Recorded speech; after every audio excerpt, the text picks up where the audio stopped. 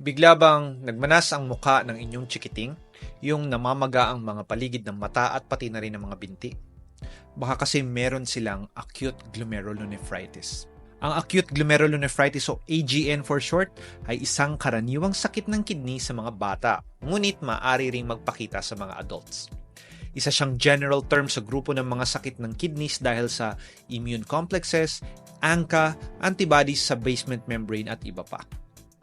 Pinaka-common sa mga bata na uri ng AGN ay ang tinatawag na post-infectious glomerulonephritis o post-streptococcal glomerulonephritis or PSGN.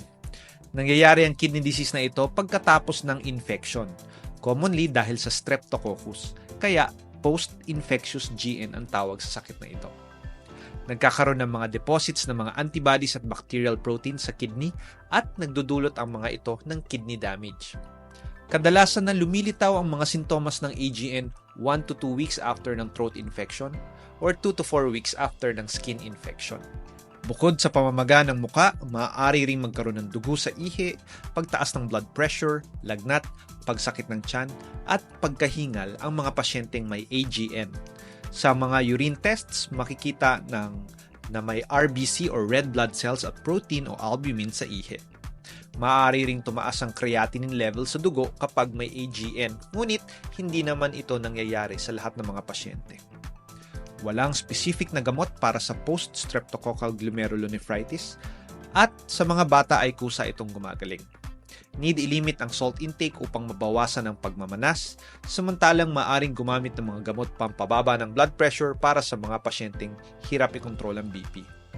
Maaaring tumagal ang protein sa ihi hanggang 6 months, samantalang ang dugo sa ihi naman ay pwedeng tumagal ng up to 1 year.